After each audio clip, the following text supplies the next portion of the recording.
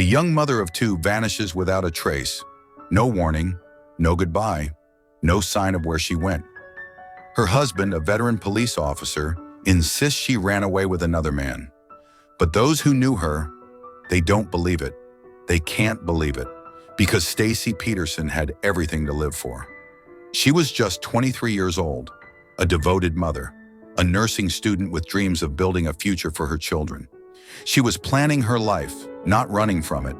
And then, one day, she was gone.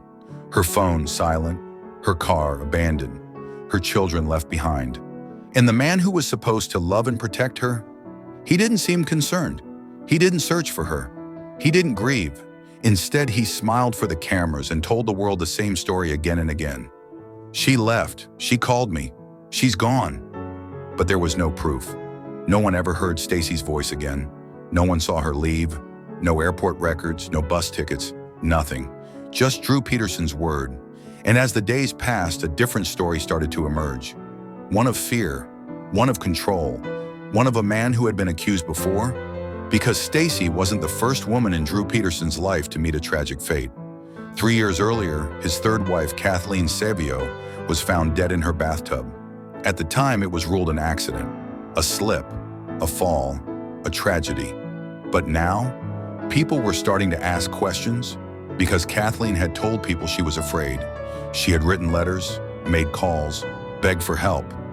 And when she was found dead, she had bruises, cuts, evidence of a struggle, evidence that was overlooked, dismissed, forgotten, until Stacy Peterson disappeared. One woman dead, another missing, both tied to the same man. Coincidence or something far more disturbing? 17 years later, one question remains unanswered. What really happened to Stacy Peterson? And did Drew Peterson get away with murder? Before she was the face on missing person posters, before the world knew her name, Stacy Peterson was just a girl with dreams. Born in 1984, Stacy Ann Cowles grew up in a large family in Illinois. She was vibrant, full of energy, a girl who loved to laugh, to be surrounded by people, to dream about what her future could be. She was the kind of person others gravitated toward, kind, caring, full of life. But that future took a turn when she was just 17 years old. That was when she met him, Drew Peterson, a seasoned police officer, a man 30 years her senior, a father of 4, a man whose presence commanded attention, and from the moment they met, Stacy was drawn in. By the time she turned 18, they were together. By 19, she was pregnant. And in 2003, at just 19 years old, Stacy became Drew Peterson's 4th wife. She was young, in love, building a family. But what she didn't know, what she couldn't have known, was that the man she had just married carried a dark history. From the outside, Stacy and Drew appeared to be a happy couple. They had 2 children together, a beautiful home in Bolingbrook, a seemingly perfect life. But behind closed doors, cracks were already beginning to form. Drew wasn't just a husband. He was a man who liked control. He was possessive, domineering, always watching, always questioning. Friends and family noticed the way Stacy changed after marrying him, how she became quieter, more reserved, less like herself. And then there were the fights, the accusations, the moments where Stacy confided in those closest to her, telling them she was scared, that she felt trapped, that she didn't know what to do. She told her sister, Cassandra, that Drew tracked her every move, that he would show up unexpectedly when she was out, demanding to know where she had been, that he checked her phone, watched her closely, that she could never escape his gaze. And she wasn't the only one who saw the warning signs. Neighbors had overheard arguments. Friends noticed the bruises. Even members of Drew's own family suspected something was wrong. But the most telling sign? Stacy wanted out. By 2007, Stacy was no longer the teenager who had fallen for Drew Peterson. She was a mother, a nursing student, a woman who had begun to see her marriage for what it truly was. And she wanted out. She had confided in her friend and pastor, Neil Shorey. She told him she was unhappy, that she was afraid, that she had learned something disturbing about Drew, something that made her question everything. She told him that Drew had killed his third wife, Kathleen Savio, that he had made it look like an accident, that she knew without a doubt what he was capable of. And then, just days before she disappeared, she made a decision. She told friends she was preparing to leave him. She had spoken about filing for divorce. She was planning for a future without him. But she never got the chance. On October 28, 2007, Stacy Peterson made a phone call, and then she was never seen again. October 28, 2007, a Sunday like any other. Stacy Peterson was supposed to meet her sister, Cassandra, that day. She was supposed to help paint a house. She was supposed to pick up the phone, answer messages, go about her life as usual. But she didn't. The last confirmed time anyone heard from Stacy was around 10 a.m. After that, she went silent. No texts, no calls, no goodbyes. And then, hours later, Drew Peterson claimed he got a call from her. According to Drew, Stacy phoned him around 9 p.m. He said she sounded calm, that she told him she was leaving him for another man, that she had abandoned their children, that she wasn't coming back. But there was one problem. No one else ever heard Stacy's voice again, not her sister, not her best friends, not her family, just Drew. And when investigators searched phone records, there was no proof of that call ever happening. Something wasn't right. Something didn't add up. The next morning, Stacy's car was found abandoned at a local airport parking lot. The keys were inside. Her purse was missing, but there was no record of her buying a ticket, no footage of her at the airport, no signs that she had ever stepped foot on a plane or bus. And then there was Drew's behavior. He wasn't worried. He wasn't panicked. He wasn't out searching. He joked with reporters, smiled for the cameras, dismissed concerns. "She's gone," he said. "She took off." But those closest to Stacy knew the truth. She would never leave her children. She would never disappear without a trace. The moment Stacy's sister, Cassandra, realized she couldn't reach her, she knew something was wrong. She called, no answer. She texted, no reply. She drove to Stacy's house, no sign of her, only Drew standing there, calm, unfazed, acting as if nothing had happened. And then, Cassandra did what Drew hadn't. She called the police. She filed a missing person report. She sounded the alarm. She refused to believe the story that Stacy had just walked away. And she wasn't alone. Friends, family, neighbors, all of them knew something wasn't right. All of them suspected the same thing. Drew Peterson was lying. But proving it? That would be another battle entirely. In the days following Stacy Peterson's disappearance, the world watched. Reporters swarmed, cameras rolled, investigators searched. But the one person who should have been the most concerned, the one person who should have been desperately searching for his wife, wasn't. Drew Peterson wasn't grieving. He wasn't pleading for Stacy's return. He wasn't organizing search parties. Instead, he was laughing, smirking, making jokes. "I'm not worried. She'll be back," he told reporters. "Women leave their husbands all the time," he shrugged. "She ran off with another man," he repeated over and over. But there was no evidence to support his claim. No sign that Stacy had ever left town. No trace of her anywhere. And as days turned into weeks, one thing became clear. Stacy Peterson wasn't missing. She was gone.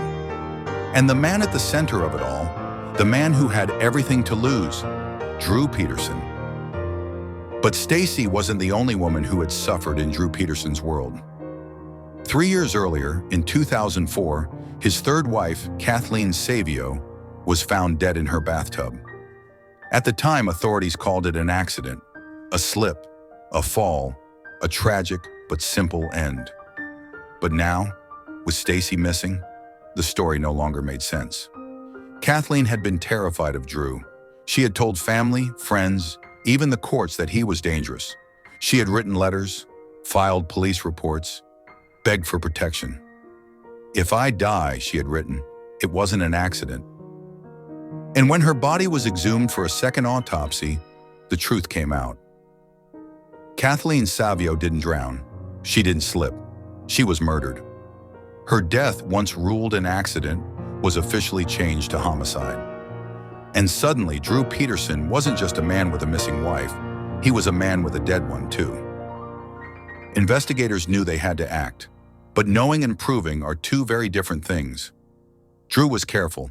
He was calculated. He knew how police worked. He had been one of them for nearly 30 years. So authorities took a different approach. They watched him, followed him, tapped his phone, listened to his conversations. They waited for him to slip up. But Drew never cracked. He never panicked. He never gave them the evidence they needed. And then, a breakthrough. Thomas Morphy, Drew Peterson's stepbrother, a man who had always stayed in the background, until now. Because on the night Stacy Peterson disappeared, Thomas Morphy said he did something he would never forget. He said Drew asked him for a favor, a simple request, just help him move something. A blue container, heavy, large, sealed shut. Drew didn't say what was inside. He didn't have to, because when Thomas lifted it, when he felt the weight of it, when he saw the way Drew was acting, he knew. And the guilt was too much. Thomas Morphy would later tell police he believed, without a doubt, that he had helped Drew Peterson dispose of Stacy's body. But there was one problem. The container was gone. No evidence, no proof, just one man's word. And without a body, without hard evidence, without a direct link to Stacy's fate, Drew Peterson remained a free man. For years, the question has remained the same. What really happened to Stacy Peterson? Did she run away just as Drew Peterson claimed, or was she silenced forever? To this day, there is no body, no crime scene, no physical proof of what happened on October 28, 2007. But there are theories. For those closest to Stacy, there is no question Drew Peterson was responsible. The motive? Control. Stacy had confided in friends, in family, even in her pastor that she wanted to leave. She was tired of the manipulation, the possessiveness, the fear. She was ready to start a new life. But Drew had been through this before. His third wife, Kathleen Savio, had also tried to leave. She had fought for her freedom, she had spoken out, and she had ended up dead. Did Drew see Stacy's decision as a betrayal? Did he fear losing control? Did he decide that, just like Kathleen, Stacy had to be silenced? And if so, what did he do with her? One of the most chilling pieces of the puzzle comes from a single witness, Drew's stepbrother, Thomas Morphy. He told police that on the night Stacy disappeared, Drew asked for his help moving a large blue plastic barrel. It was warm to the touch, heavy, too heavy for one man to lift alone. Drew never told him what was inside, but Thomas believed he already knew. And then, just hours later, the barrel was gone. Did Drew Peterson use it to transport Stacy's body? Did he dispose of it somewhere no one would ever find? A river, a lake, a hidden burial site? Authorities searched.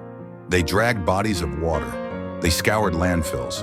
But the blue barrel, if it ever existed, was never found. Drew Peterson's defense was simple. Stacy left.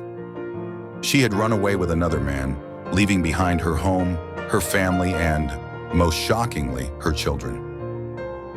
But those who knew her dismissed this idea immediately. Stacy adored her kids. She would never have abandoned them. And even if she had wanted to disappear, how would she have done it? She had no money of her own, no bags packed, no secret plans, no known contacts in another city, no digital or financial trail of any kind. And yet, in all these years, not a single confirmed sighting, not a single phone call, not a single clue that she was ever alive after October 28, 2007. It was impossible. Stacy Peterson didn't run away. Drew Peterson wasn't just any man. He was a veteran police officer with decades of experience. A man who knew how the system worked. A man who knew how to make things disappear. Did he have help? Some speculated that someone inside law enforcement protected him, that he had friends in the department willing to look the other way, that they had helped him cover his tracks. After all, Kathleen Savio's death had been ruled an accident for years, despite clear signs of foul play. If police had ignored warning signs then, could they have done it again? Or had Drew, a man trained to investigate crimes, simply committed the perfect one? No witnesses, no body, no evidence, and no justice for Stacy Peterson. Years have passed. The headlines have faded. The search teams have gone home. But one question remains unanswered. Where is Stacy Peterson? Her family still waits. Her children have grown up without a mother. And Drew Peterson? He has never faced a single charge for Stacy's disappearance. But that doesn't mean justice never caught up with him. In 2012, after years of suspicion, after years of doubt, Drew Peterson finally faced a courtroom. Not for Stacy, but for Kathleen. The evidence was clear. The original ruling of accidental drowning had been wrong. Kathleen Savio had been murdered, and the only suspect, the only person who stood to gain, was Drew Peterson. A jury agreed. On September 6, 2012, Drew Peterson was convicted of Kathleen's murder. He was sentenced to 38 years in prison, a lifetime behind bars. But even then, even as he stood in shackles, he never wavered, never confessed, never admitted to anything. "I had nothing to do with Stacy's disappearance," he insisted. "She left on her own." But if that were true, why has she never been seen again? To this day, no charges have ever been filed in Stacy Peterson's case. No body, no crime scene, no hard evidence. Without her remains, prosecutors have never been able to move forward. Without proof, the justice system remains at a standstill. And for her family, the pain is endless. Her sister Cassandra has never stopped searching. Her loved ones have never given up hope. But with each passing year, the reality becomes harder to ignore. Stacy Peterson is gone, and Drew Peterson, the man suspected of taking her life, has never faced justice for it. One woman murdered, another missing, the same man at the center of it all. But will the truth ever be proven? A mother disappeared. A convicted murderer refuses to speak. And after all these years, the truth remains just out of reach. Stacy Peterson's family still waits for answers. They wait for justice. They wait for closure that may never come. Drew Peterson sits behind bars, not for Stacy, but for Kathleen Savio. And yet, even from his prison cell, he holds the key to a mystery that may never be solved. What really happened on October 28, 2007? Did Stacy Peterson try to escape a dangerous marriage, only to meet the same fate as Kathleen? Was she silenced before she could tell the world what she knew? Or is there another piece to this puzzle? Something hidden, something overlooked, something waiting to be uncovered? Will we ever know the truth? What do you think? Is Drew Peterson guilty of more than one crime, or is there another side to this story? Let us know your thoughts in the comments below. And if you want more cases like this, more stories of mystery, justice, and the unanswered questions that haunt us all, don't forget to like, subscribe, and watch our next unsolved case.